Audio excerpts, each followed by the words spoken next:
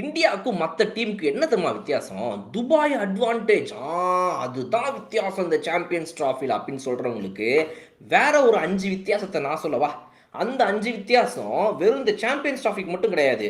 முடிஞ்சு போன 2024 T20 world cup, அப்புறம் அதுக்கு முன்னாடி அடிச்ச 2011 ODI world cup, 2013 champions trophy, 2007 T20 world cup, 1983 ODI world cup, 2000 champions trophy அடிச்சாரு பாருங்க சௌரவ் கங்குலி. இது எல்லாத்துக்கும் சேர்த்து நான் ஒரு 5 காரணம் சொல்றேன். அதை கேட்டீங்கன்னா உங்களுக்கு இன்னும் சூப்பரா புரிஞ்சிடும். Boys and girls hi from Bala. அதாவது என்னன்னா, நம்ம இந்தியன் டீமை பொறுத்த வரைக்கும் மற்ற டீமுகளுக்கு இல்லாத ஒரு 5 சூப்பரான விஷயங்கள் இருக்குதுங்க. அதுதான் வந்து ஜெயிச்சது காரணம். ஆக்சுவலாக துபாய் கிடையாது.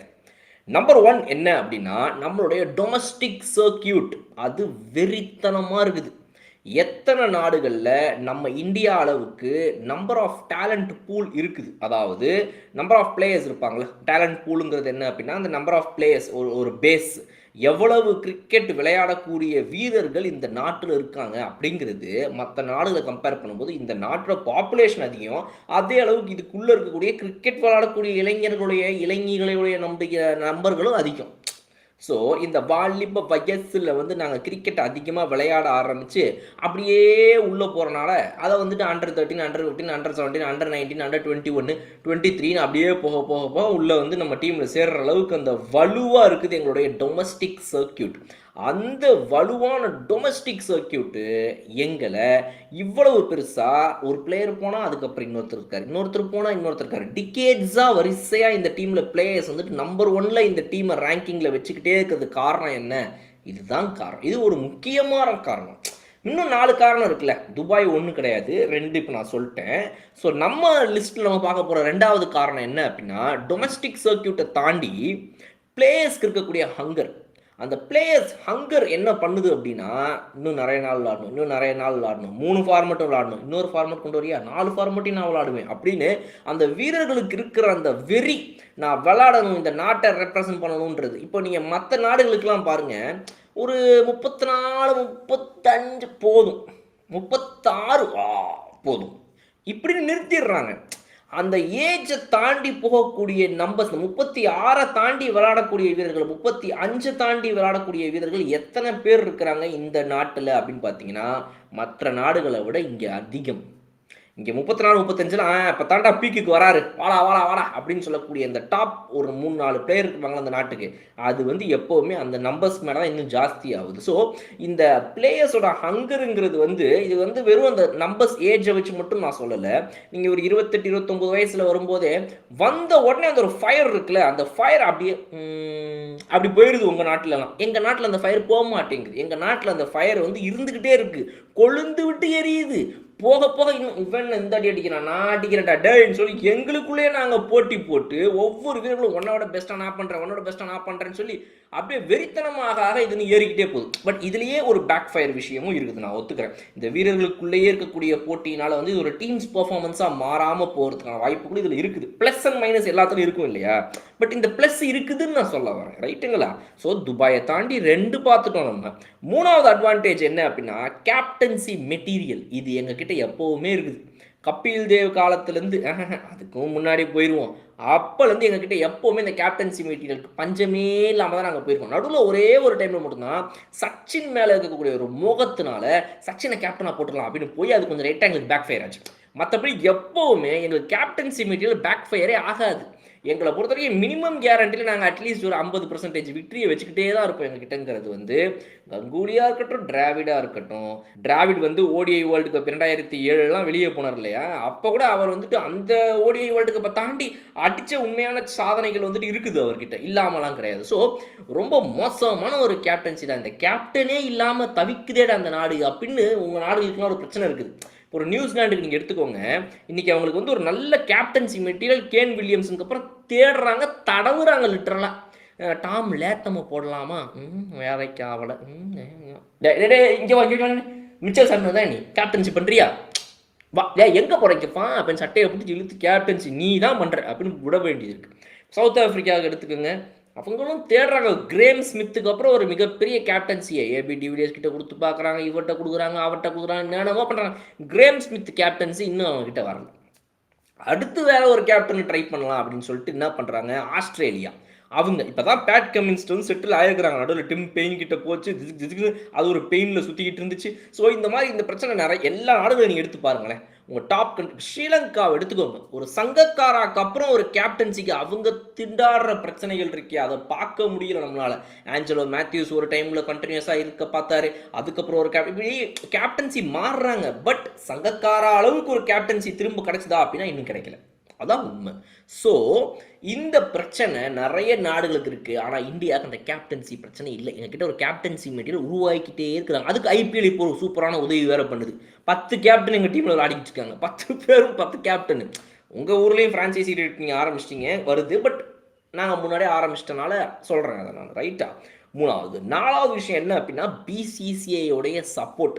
இந்த பிசிசிஐ மேலே நம்ம நிறைய விஷயங்கள் எடுத்து வைக்கிறோம் குற்றச்சாட்டுகளாக. இவங்க செய்யக்கூடியது சரி தப்புன்னு நம்ம பேசுகிறோம், விவாத பொருளாக இருக்குது. பட் அதெல்லாம் தாண்டி பிசிசிஐ கொடுக்கக்கூடிய சப்போர்ட்டுங்கிறது உண்மையாகவே இந்த பிளேயர்ஸ்க்கு ரொம்ப உதவியாக இருக்குது. முக்கியமாக டாப்பில் இருக்கக்கூடிய பிளேயர்ஸ். நீ லைட்டாக தடுமாறுற மாதிரி இருக்கிற ஒரு ஷர்துல் தாக்கூராவோ, ஒரு டி நட்ராஜனாகவோ, ஒரு புவனேஸ்வர் குமாராகவோ, தீபக் சஹராவோ இருந்தால் நீ சின்ன கேப்பில் வெளியே போனால் திரும்ப உள்ள வர முடியாது.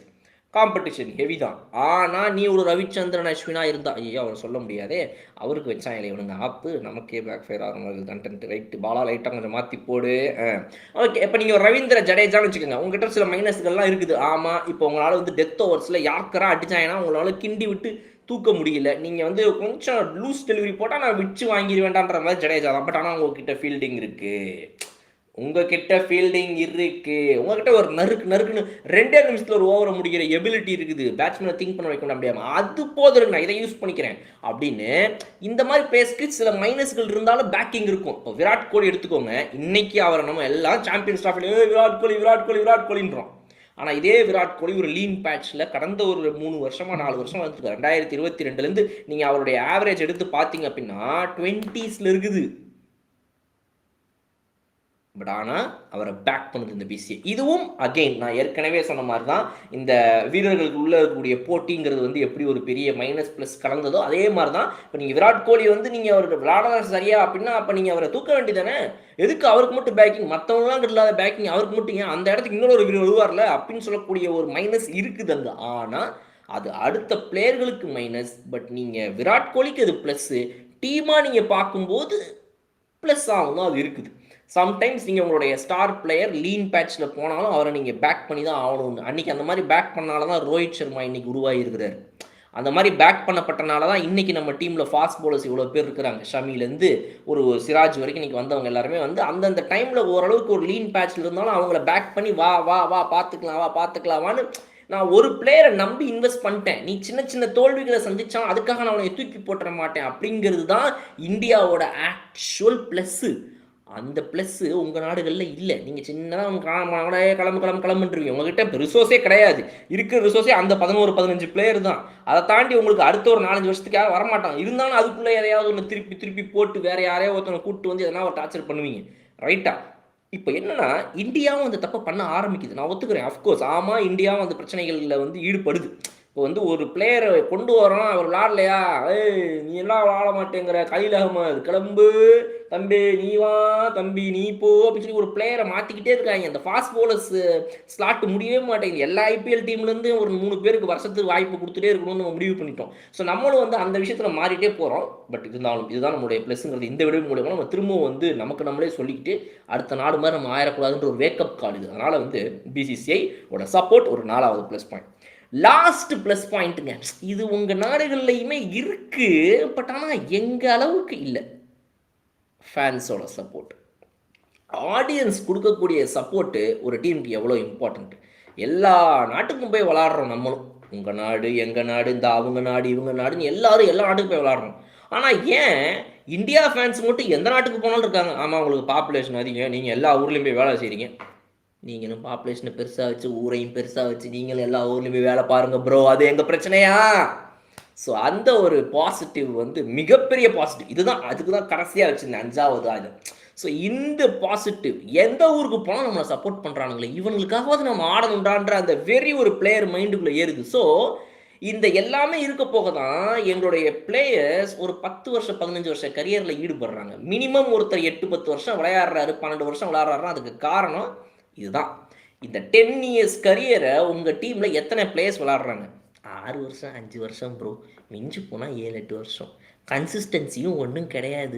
வேறு யாரையாவது மாற்றின்னு இருப்பானுங்க. எங்ககிட்டயும் அந்தளவுக்கு ஒரு ஹங்கர்லாம் கிடையாது. ஒரு டைமில் ஆட ஆரம்பிப்பான், அப்புறம் அப்படியே மந்தமாயிரும். என் பேர் டேவிட் மில்லரு, ஆனால் நான் எப்பயாவது தான் கில்லரு, மற்ற நேரமெல்லாம் அப்படின்ற மாதிரி உங்கள் டீமில் பல பிளேயர் இருக்காங்க, எல்லா டீம்லையும் சொல்கிறேன். ஆனால் இந்த டீமில் வர பிளேயர்ஸ் எல்லாருடைய ஹங்கர் கடைசிக்கும் குறைய மாட்டேங்குது. காரணம் இந்த எல்லாமே ஒன்று சேர்ந்தது தான். ஸோ துபாயை தாண்டி இந்தியா ஜெயிச்சதுக்கு சாம்பியன்ஸ் ட்ராஃபி 2025 மட்டும் இல்லாமல் எல்லா ஐசிசி டோர்னமெண்ட்ஸ் ட்ராஃபி 7 ட்ராஃபிக்கு சேர்த்து 5 காரணம் சொல்லிட்டேன். ஸோ இந்த 5 காரணத்தை உங்கள் நாட்டில் நீங்கள் எப்படி இன்னும் அதிகப்படுத்த முடியும்? இருக்குது, கொஞ்சமாக இருக்குது. அதை எப்படி அதிகப்படுத்த முடியுன்றதை தேடினா மேபி இந்த பதில் உங்களுக்கு கிடைக்கலாம். பட் அன்ஃபார்ச்சுனேட்லி இந்த வீடியோவை பார்க்குற மற்ற நாடு வீரர்கள் யாரும் இருக்க மாட்டாங்க. நம்ம நாட்டு வீரர்களுக்கு, நம்ம நாட்டு மக்களுக்கே இந்த வீடியோ போய் சேரும். அது மட்டும் தான் கொஞ்சம் வருத்தமாக இருக்குது. முடிஞ்சால் யாராவது டிரான்ஸ்லேட் பண்ணி வேறு லாங்குவேஜில் போட்டு அவங்களுக்குலாம் காட்டுங்க. இன்னும் சும்மா வீடியோலாம் உங்களுக்கு பார்க்குறேன். அது ஒரு உங்களுக்கு விழுப்புது உங்கள் பாலா. Okay bye.